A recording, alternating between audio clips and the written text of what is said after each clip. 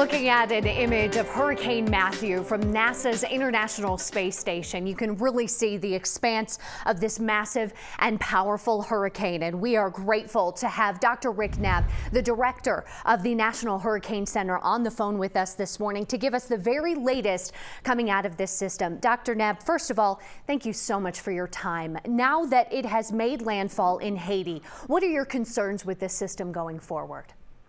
Yes, good morning. Thank you for having me on, helping us get the word out.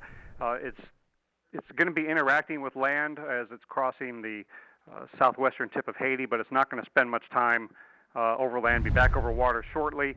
It is undoubtedly causing devastating impacts from the wind and the water, both the heavy rainfall likely causing flash floods and mudslides, and then the storm surge and the waves impacting the immediate coastal areas. So I'm sure we're going to hear of some devastating impacts in Haiti.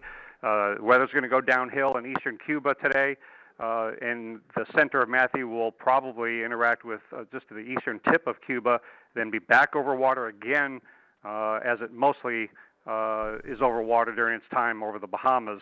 So it's got plenty of fuel between now and when it approaches Florida in a couple of days. Yeah, let's talk about that, because the current forecast path, it seems like with every subsequent model that comes out, it shifts a bit farther to the west, a bit closer to the coast of Florida and eventually Georgia and the Carolinas. What should people be doing right now in preparation for that? Our latest forecast is along the left side of yesterday's cone. So we have that cone of uncertainty out there for a reason, because we can't exactly forecast the path of the hurricane, and there's some uncertainty in exactly where the center is going to go. And right now, there is the possibility that Matthew, even potentially as a major hurricane, could come ashore in Florida later this week.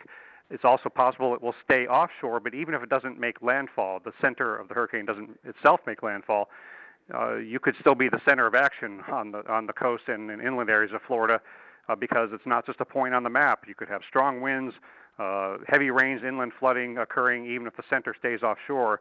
But a direct landfall of a major hurricane in Florida, which is a possibility, of course, would bring the very strong winds and the storm surge more into play. And we may have to issue tropical storm and or hurricane watches later this morning for some portion of southeast Florida. And this system would be in and of itself bad enough to see any of these outcomes happening.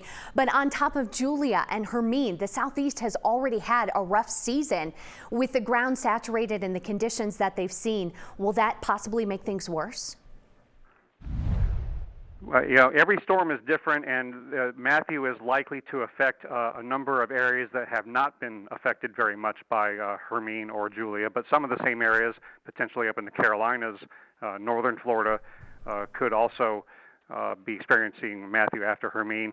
And every location is different in terms of how much rain they've had, but when you've got a major hurricane that's not real tiny, this is a pretty large system, and it's not going to be moving really fast, all those ingredients mean no matter what's happened up to this point in your summer and fall, you could experience inland flooding due to heavy rainfall, and you could experience a pretty dangerous storm surge in coastal regions. So we're urging folks to take the next couple of days, if you live in Florida, as days of preparation, and find out today if you live in a hurricane evacuation zone, and if you do, figure out today where you go and how you would get there.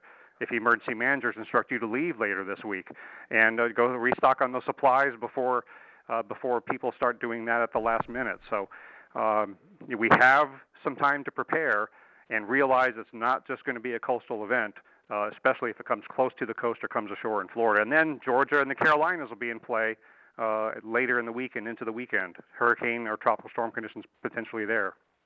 Thank you so much. That was Dr. Rick Knabb with the National Hurricane Center, the director there. We're grateful for his perspective on Hurricane Matthew as it remains a Category 4 hurricane out in the Caribbean. It has made landfall on the Tiburon Peninsula of Haiti, bringing torrential rainfall, strong winds, storm surge, upwards of 10 feet possible as it continues to push north. This could clip the eastern coast of Cuba as we get into the evening and overnight hours, and eventually that track has it moving toward Florida and the southeast coast of the United States. We'll keep you posted here on Weather Nation.